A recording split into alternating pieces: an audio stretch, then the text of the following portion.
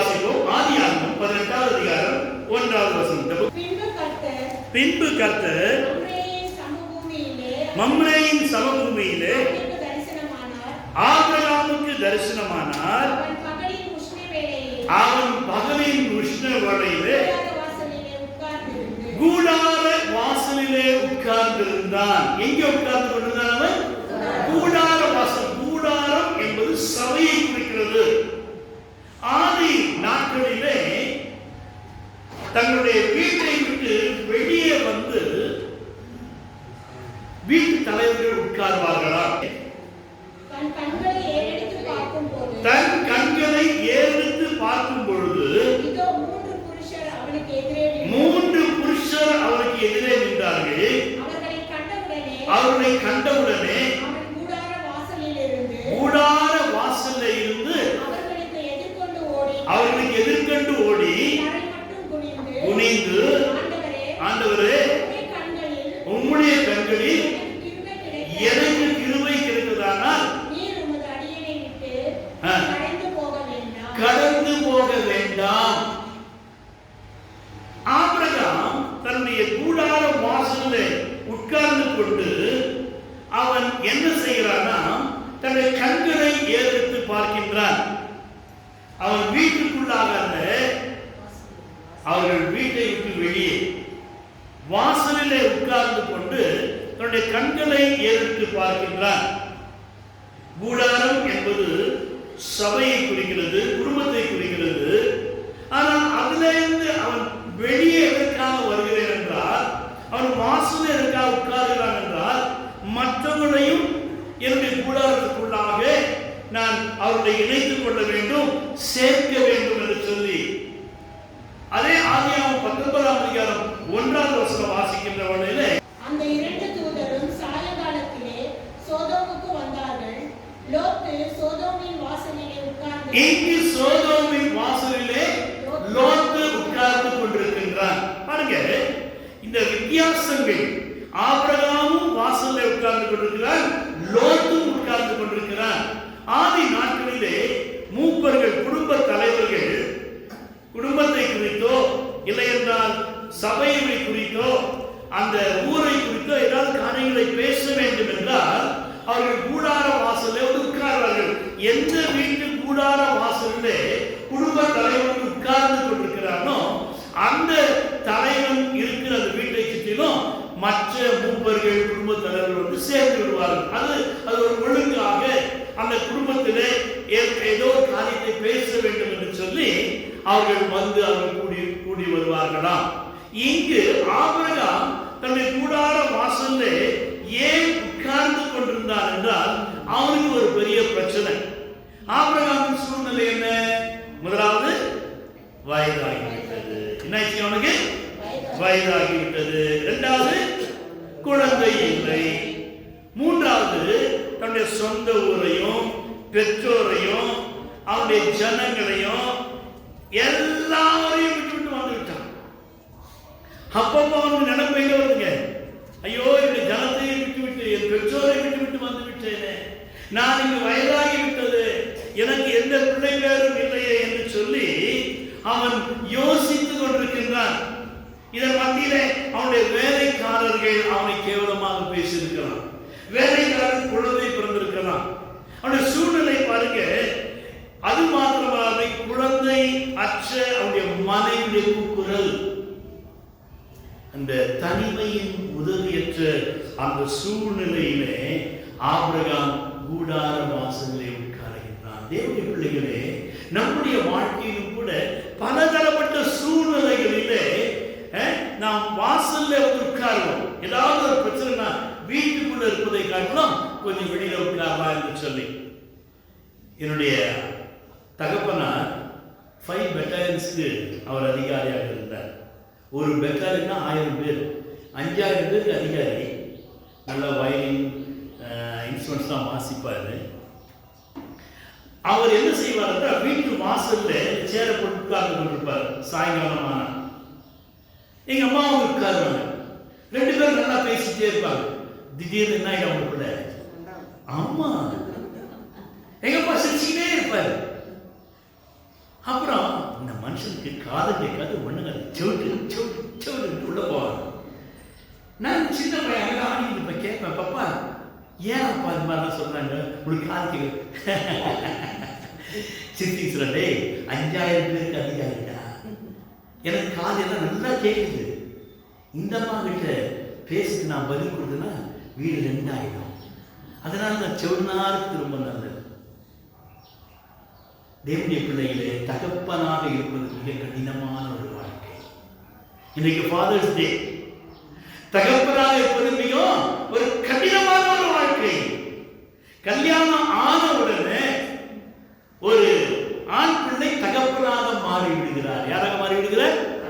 ஆமா, அவருக்கு முதல்ல பிள்ளை யாரு? அவங்க பெற்றோர். ஏன்னா இவர் தகப்பன் ஆயிட்டார்ல, தகப்பன் ஆக போறாரு இல்லையா? அதனால அவருடைய பெற்றோர் முதலாவது இந்த மகனுக்கு பிள்ளைகளாக மாறி விடுகிறார்கள். இரண்டாவதாக திருமணம் கட்டிக்கொண்ட மனைவி இந்த அம்மாவை ஒரு குழந்தைய போல ஒரு மகளை போல பார்க்கணும். இல்லாட்டா அம்மா முறுக்கி எங்க போயிடுவாங்க. ஆனா பிள்ளைகளுக்கு அம்மாவை கிடைக்குது. 2 பேருக்கு மட்டும் சண்டை போட்டுக்கிட்டாங்க, புருஷன் மனைவி. அப்போ அந்த அம்மா பேக்கிக்கு வந்தாங்க. ஏங்கா நான் எங்க அம்மா வீட்டுக்கு போறேங்களா? அம்மா ரொம்ப சந்தோஷமா. நான் கூட எங்க அப்பா வீட்டுக்கு போறேன். அப்ப இந்த பிள்ளைங்க நீ எப்படி உங்க அம்மா வீட்டுக்கு போறியோ இந்த பிள்ளைங்களும் அம்மா தான் போகணும். தேவனுடைய பிள்ளைகளே, அதுக்கப்புறம் அந்த பிள்ளைகள் பிறந்தால் அவருக்கு இவர் தான் தகப்பன். முதல்ல யாருக்கு? பெற்றோருக்கு, 2வது மனைவிக்கு, 3வது பெற்ற பிள்ளைகளுக்கு, 4வது இந்த பையனும் பொண்ணு இருந்துச்சுன்னா பையன் கல்யாணம் பண்ணிட்டா வர மருமகளுக்கும் இவர் தான் அப்பா. மருமகளுக்கு மாத்திரம் இல்லை, அவங்க பேரண்ட்ஸும் அண்ணன் தம்பிங்க நல்லது கெட்டது எல்லாம் இவர் தான் பார்க்கணும். அதே மாதிரி மக பிறந்தா மருமகன், மகன் பிறந்தா மருமகன். அவங்க குடும்பத்தை எல்லாம் சுமக்கக்கூடிய ஒரே ஒரு தகப்பன் யாரு? ஆம்பளையா பிறந்த நாங்க தான். இதுதான் ஃபாதர்ஸ் டே. எனவே நம்ம எல்லாத்தையும் சுமக்க வேண்டியவர்கள். ஆமென். தட்டி கொடுத்துங்க ஆம்பளைங்க. நான் எல்லாத்தையும் சுமக்க வேண்டியவன். சந்தோஷம் தட்டி கொடுங்க. அப்பதான் சுமக்க முடியும். இல்லைன்னா என்னடா இவ்வளவு போய் கட்டியிருந்தேன். எத்தனை பிள்ளைங்க கேட்டா 6 பிள்ளைங்க. தேவனுடைய பிள்ளைகளே, இந்த ஆபிரகாமுடைய வாழ்க்கையிலே இந்த சூழ்நிலையிலே அவன் வாசல்ல உட்கார்ந்து கொண்டு தன் பிரச்சனைகளை மனுஷனிடத்திலே அல்ல தேவனிடத்திலே சொல்லும்படியாக தன்னுடைய கண்களை வானத்துக்கு நேராக எடுத்து பார்த்து கொண்டிருக்கின்றான். அல்லேலூயா. அப்போ தேவனுடைய பிள்ளைகளே, நாமும் கூட நம்முடைய கண்களை எங்கே எடுத்து பார்க்கணும்? வானத்துக்கு நேராக. எங்கே எடுத்து பார்க்கணுமா? எனக்கொத்தாசை வரும் பர்வதம் நேரா என் கண்களை ஏறெடுப்பே. எனக்கொத்தாசை வரும் பர்வதம் நேரா என் கண்களை ஏறெடுப்பே.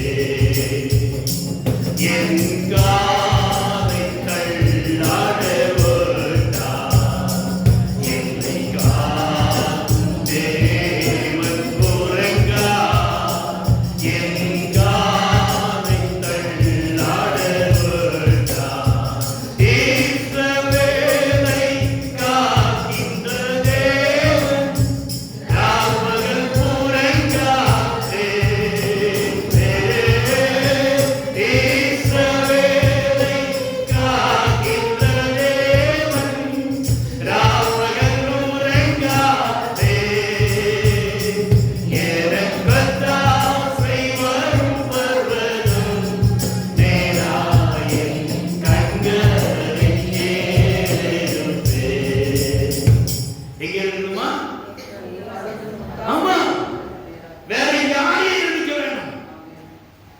லேடிஸ் யாரை பத்தி பாப்பீங்க? எங்க எப்படி நாங்க யாரை நோக்கி பார்ப்போம்?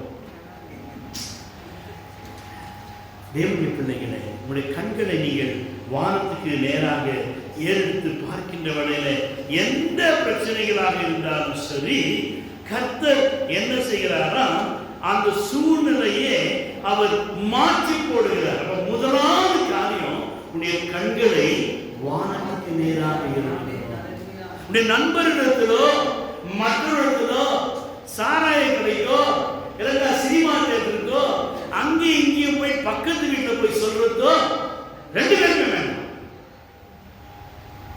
உன்னுடைய கண்களை வானத்துக்கு நேராக எடுத்துப்பார். உன்னுடைய பிள்ளைகள் உன்னுடைய பேச்சை கீழ்ப்படியலையா?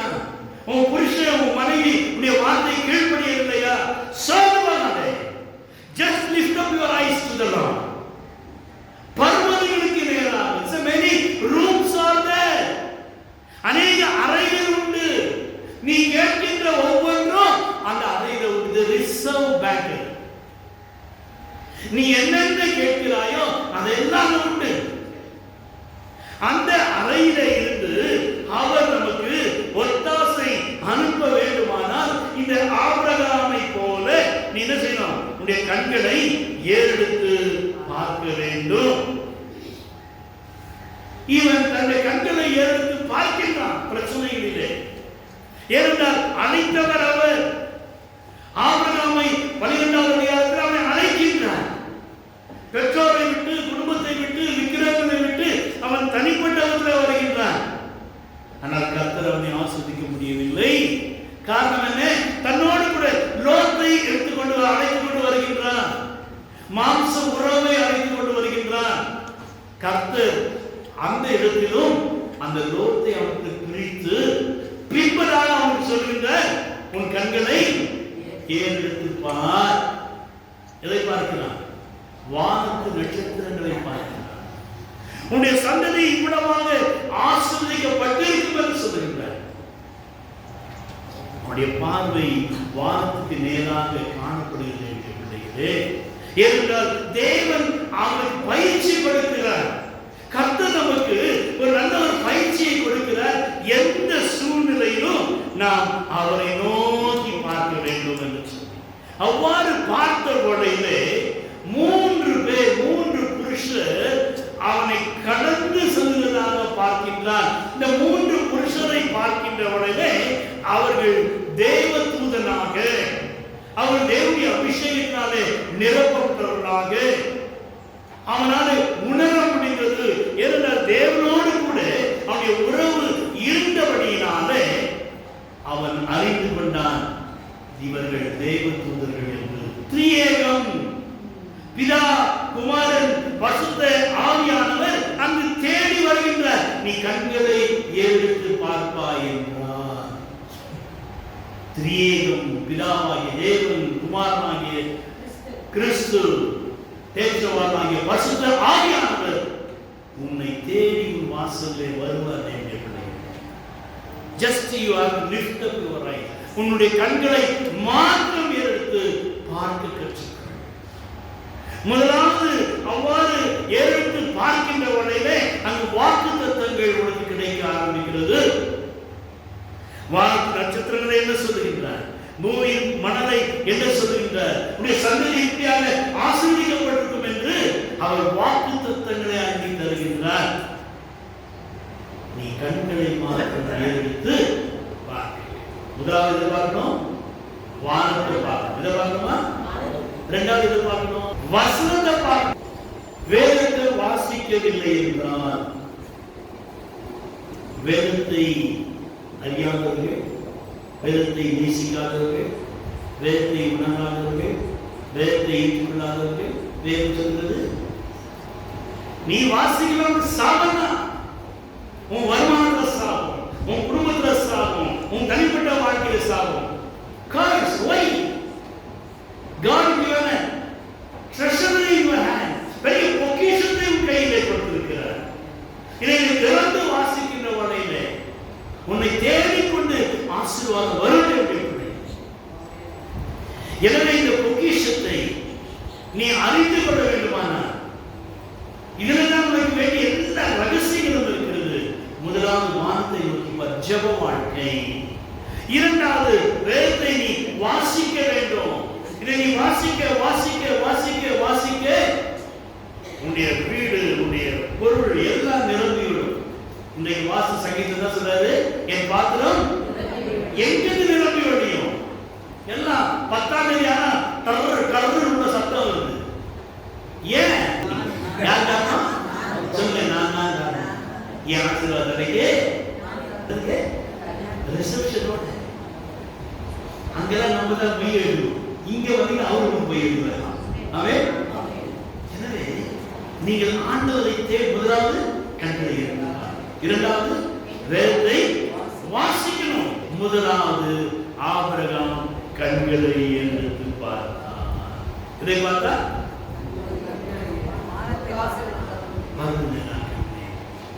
அப்படி நாம் எழுதிருக்க மாட்டேன். கண்களை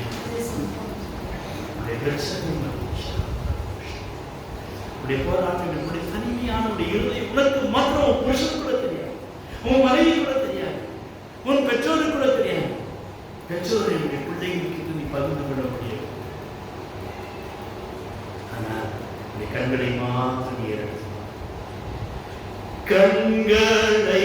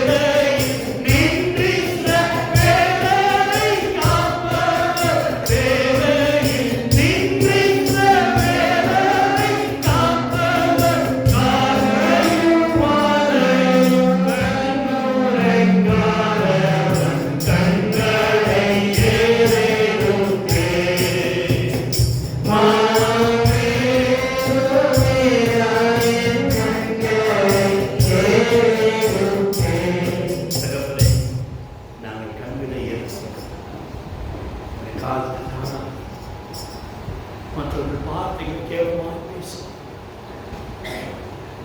நீர் எங்களோடு கூட தொடர்ந்து பேசும்.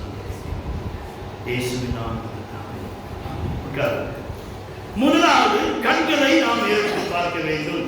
இரண்டாவதாக இந்த ஆபிரகாம் என்ன செய்தார் என்றால், அவர்களை சொல்றாங்க, ஐயா இங்கே வைக்கிறீங்க, இங்கே இருங்க, இங்கே இருங்க, நான் உங்களுக்கு நல்ல ஒரு ஆகாரத்தை ஆயத்தம் பண்ணி உங்களுக்கு கொடுப்பேன் என்று சொல்லி தன்னுடைய மனைவியை போய் சொல்றாமா, சீக்கிரமா மாவு வைத்து நல்லா பறிஞ்சு நல்ல ஒரு சப்பாத்தியை பூரிய சுடு பிறகு நல்ல ஒரு ஆள் கொடுத்து அது கண்ணை குடித்து அடித்து சமைத்து கொண்டு வாங்க எல்லாம் ஆயத்தப்படுத்தி கொடுக்கின்றார். அவர் தேவனுடைய பிள்ளைகளை கொடுத்துப்பார். இரண்டாவதாக கொடுத்துப்பார். முதலாவது கண்களை ஏற்றுப்பார், இரண்டாவது கொடுத்துப்பார். திரியேகனுடைய வாசலில் நிற்கிறார்கள் ஆபிரகாம். ஆனால் அவன் இவைகள் எல்லாவற்றையும் கொடுத்து விட்டான். அவர்கள் கொடுத்த பின்பதாக அவர்கள் நல்லவற்றை சாப்பிட்டார்கள். மனைவி கொடுக்கின்றார் அவன் ஆகாரத்தை. அப்போ அடுத்தபடியாக இந்த அம்மா சொல்றாங்க, பாருங்க எனக்கு குழந்தை இல்லை, எனக்கு குழந்தை இல்லை. எனவே வீட்டில் வேலை செய்த வேலைக்காரியை கல்யாணம் பண்ணிக்கோ, அவளுடைய பிள்ளையை பெற்றுக்கொடு. இவன் என்ன செய்யறான்? மாம்சத்தை கொடுக்கிறான். ஆவியானுடைய வார்த்தைக்கு கீழ்ப்படிந்தவன் அவன் மாம்சத்திலே சாராவுடைய வார்த்தைக்கு கீழ்ப்படிந்து மாம்சத்தை கொடுக்கின்றான். இஸ்மவேல் பிறந்தான், மாம்சத்திலே பிறப்பது மாம்சமாய். நீ தேவனுக்கு கொடுக்கின்ற காரியத்திலே மாம்சத்திலே பிறக்கும்படியாக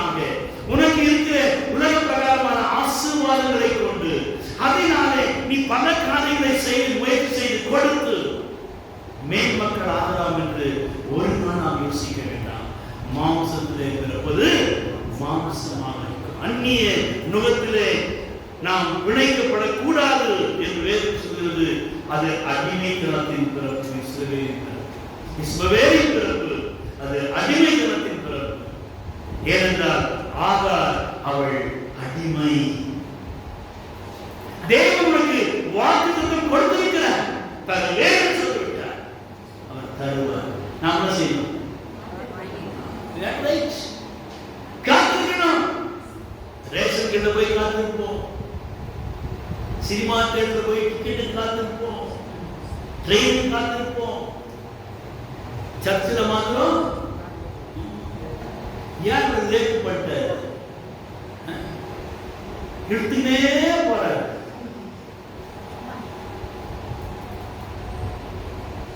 பிள்ளைகளை ரோட கிராஸ் பண்ண நேரத்துல பிள்ளைங்களை விட்டுருமா? என்ன செய்யும்?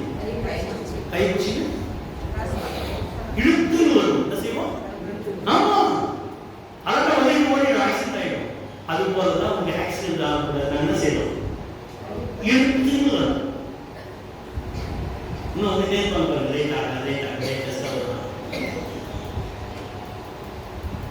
தேவனுடைய பிள்ளைகளே, வாக்குத்தத்தத்தின் புத்திரன். வாக்குத்தத்தம் என்றால் ஈசாக்கு.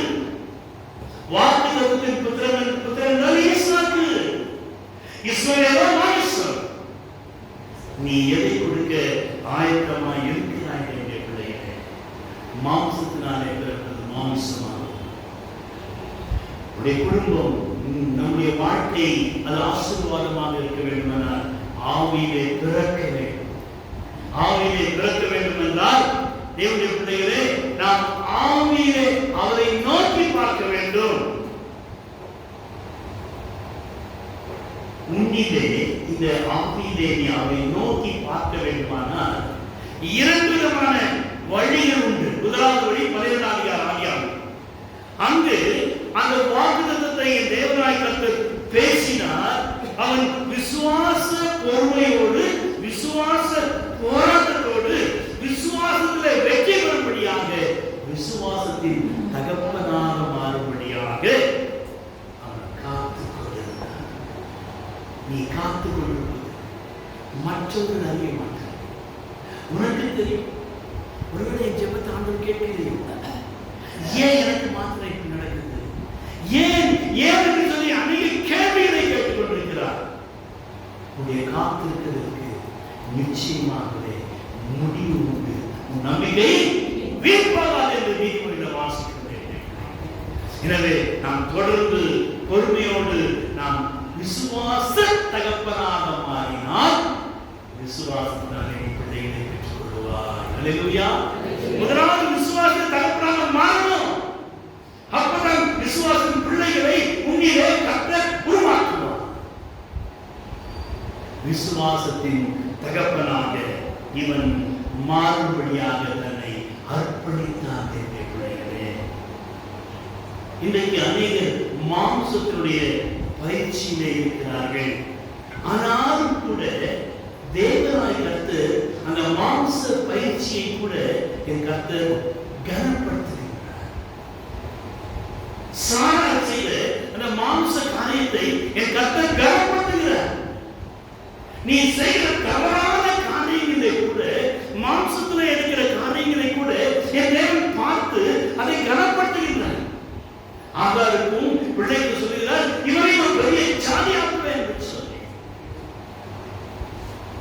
நம்முடைய வாழ்க்கையிலே தவறான காரியங்களாலே உருவாகக்கூடிய ஒவ்வொன்றையும் என் தேவன் கனப்படுத்தி ஆசீர்வதிக்கின்றார். அல்லேலூயா. எனவே நாம் சோர்ந்து போக வேண்டாம். நான் ஏதோ மாம்சத்திலே ஏதோ நான் தவறிவிட்டேனே, சோர்ந்து போக வேண்டாம். அதற்கு என் தேவன் என்ன செய்கிறார்? மாம்சத்திலே நீ செய்த காரியத்தை மாம்சத்தினாலேயே அதை மாற்ற விரும்பினார். அல்லேலூயா.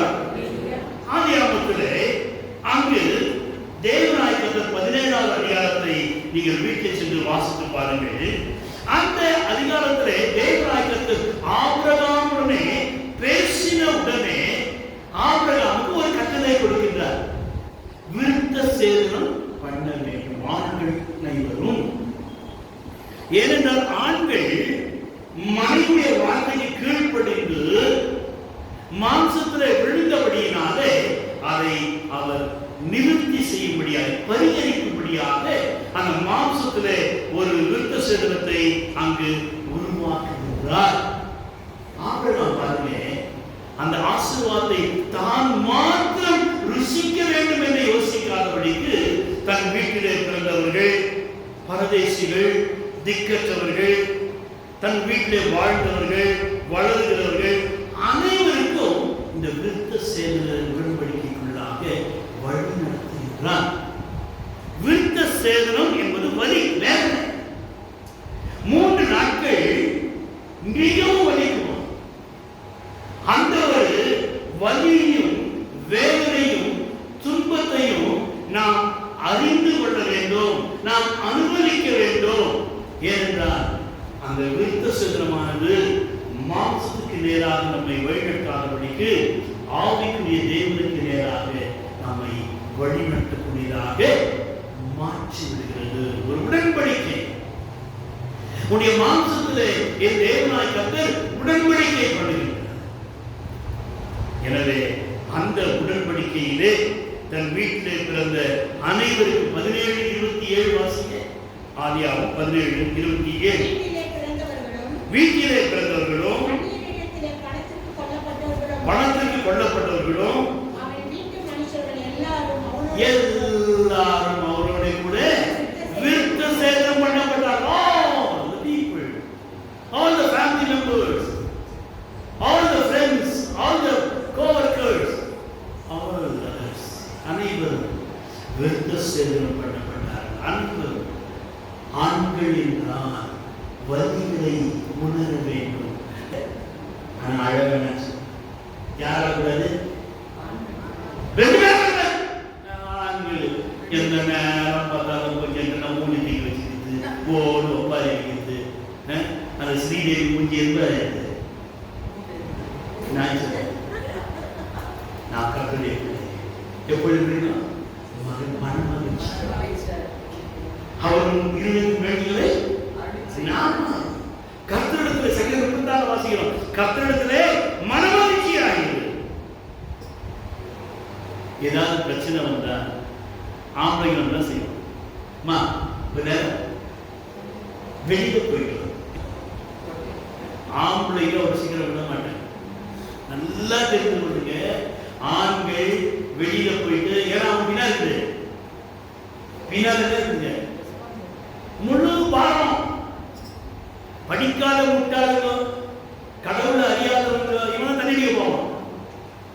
மற்றவங்க வெளில போயிட்டு யோசிப்பாங்க, இந்த பிரச்சனையை எப்படி முடிக்கலாம் என்று. நண்பர்களை பகிர்ந்து கொள்வார்கள். இப்படி ஆயிடுச்சு, என்ன செய்வார்கள்? ஏதாவது நல்ல ஆலோசனை காத்திருப்பார்கள். ஆனால் கர்த்தருடைய பிள்ளைகள் என்ன செய்ய முடியல? என்ன செய்யணும்? பாரும் தந்தையே என்ற உள்ளத்தை யாரும் காணாமல் அடங்கோரத்தை, பாரும் தந்தையே என்ற உள்ளத்தை யாரும் காணாமல் அடங்கோரத்தை மனம் வந்து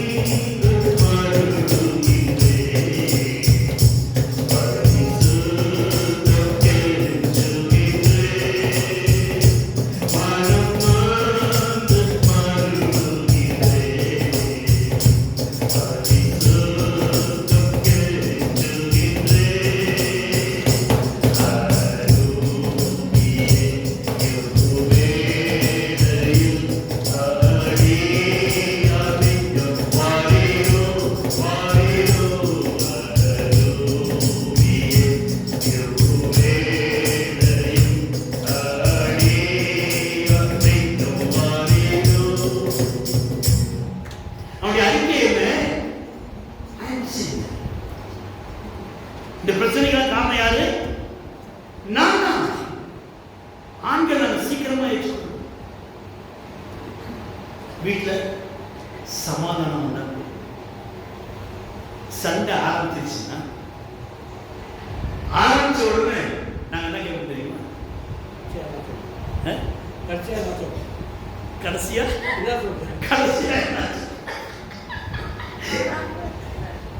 அந்த மாதிரி சொல்லுங்க. சண்டையா ஒண்ணு ஆரம்பிக்க அதுக்கே கடைசியா என்ன சொல்றது? எங்களுக்குதான் இல்லையா இப்படி பெண்களும் ஒரு சில ஆம்பளைங்க இருக்கானப்பா, சும்மா பொம்பளை மாதிரி சண்டை போடுறே சின்ன சின்ன சின்ன சின்ன சின்ன போத விடுங்க. 3 வாரத்துக்குள்ள மத்தியானம் 1:30 மணிக்கு இருப்பான். இப்படி ஆம்பளைங்க உண்டு. இதெல்லாம் மாம்சமான. இந்த மாம்சத்தை நாம் ஆண்டவருக்கு ஒப்பு கொடுக்கணும். இந்த வழியெல்லாம் ஒப்பு கொடுங்க. அதுதான் அவர் நம்ம என்ன செய்யறாரு? விருத்த சேதன உடன்படிக்கை புதிய பட ஞானஸ்நானத்தின் வழியாக மாம்சத்திலே பிறப்பது மாம்சமாய் இருக்கும், ஆவியிலே பிறப்பது வாக்குத்தத்தம் ஆவியாக இருக்கும். நீ எதிர்பார்ப்பதற்கு மேலாக முதலாவது அவன் கண்களை எடுத்து பார்த்தான், இரண்டாவதாக தன்னுடைய ஆகாரத்தையே கொடுத்தான். அப்பொழுது அவனுக்குள்ளாக மூன்றாவதாக கர்த்தர் அங்கு தேவதூதரை என்ன சொன்னாரு? நான் திரும்பி வருவேன், சாராது ஆமா ஒரு பிள்ளையை உன் சந்ததி உருவாகுவதை பார்க்க முடியும். உனக்குள்ளாக சந்ததி. இந்த குழந்தை உருவாயிடுச்சுன்னா என்ன செய்யறாங்க? பாருங்க பாருங்க பாருங்க ஓடுனா முடியாது முடிக்கணும். அது ஒரு வழி. ஆனா தாய்மாருக்கு என்ன வழிங்க? இன்பமான தேவனுடைய உனக்குள்ளாக தேவன் சந்ததியை உருவாக்க விரும்புகிறார். அதற்காக தேவதூதர்கள் உன்னை தேடி வருகிறார்கள், வாசல்தான் நிற்கிறார்கள். நீ கொடுக்க யோசிக்கின்ற விடை கற்றுக் கொடுக்க. சத்தமா சொல்லுங்க. நீ கொடுக்கணும். உன் மனசுல அவனை சம்பாதிக்கிறான், அவனாக கொடுக்கிறான், அவனுக்கு உள்ளதாக கொடுக்கணும். யார் சொல்லுது? கொடுத்துப்பார். தேவன் உனக்கு உனக்குள்ளாக சந்ததி ஆபிரகாம் அந்த சாராளையும் விசுவாச தகப்பனாக உருவாக்கவே கர்த்தர் இத்தனை நாட்கள் இழுத்து கொண்டு வந்தார். அங்கு அவனுக்குள்ளாக உருவாக்க வேண்டும் என்று தேவதூதர்கள் அவன் வாசலே நிற்கிறார்கள். வெகு தூரத்திலே உண்மையும் என்னையும் தேடிக்கொண்டு தேவதூதர் தீய தேவன் உன் வாசலை தேடி வந்தார். நீ கண்களை எடுத்து பார்க்க பார்க்க அவர் உன்னை தேடி வந்து கொண்டே இருக்கிறார். உனக்குள்ளாக என்ன தேவை என்பதை அவர் உணர்கின்றார். தீர்க்க தரிசனத்தை நீ ஒரு நாள் அப்பமாக எண்ணாத. வாக்கு கொடுத்து விட்டார். மணலை போல, நட்சத்திரங்களை போல. ஆனால் இந்த மாதிரி வயசாயிடுச்சு, ரொம்ப வாயிருக்கும். சும்மா சும்மா வாயமா தடுத்துக்காதீங்க. என் தேவன் வாக்குத்தத்தை கொடுத்தார். உனக்கு என்னென்ன வயசாகும், உனக்கு என்னென்ன காரியங்கள் கிடைக்காம இருக்கும். He can do the miracle. The Lord's second He can bless you. God have a right time in your life to bless you. You have to wait upon the Lord's time. You have to lift up your eyes to the Lord. You have to ready to give others. தேவன் அங்கு பெரிய ஒரு ஆசீர்வாதத்தை சொல்லுகிறார். 18ஆம் அதிகாரத்திலே 10 முதல் 14 வரைக்கும் வீட்டில் வாசி பாருங்க. ஒரு உற்பவதித்த காலத்திலே உன்னை ஆசீர்வதிக்கும் காலம் சொல்லுகிறார். உன்னிடத்திலே வருவேன் என்று சொல்கிறார். நிச்சயமாக உன்னிடத்திலே திரும்பி வருவேன். மனைவி சாராளுக்கு ஒரு பட்டப்பட இருக்கிறாரு. ஏன்? வாக்குத்தத்தம். என் தேவனை ஆசீர்வதிக்க விரும்புகிறார். தேவனுடைய பிள்ளைகள், ஒரு குமாரன் இருக்கின்றான். ஆனால் இவன் எங்க இருக்கிறார்? கூடார வாசலுக்கு பின்னார், கதவுக்கு பின்னார். ஆனா இன்னைக்கு இயேசு கிறிஸ்து மரித்து உயிர்த்தெழுந்ததுனால கதவு பின்னால் யார் இருக்கிறது?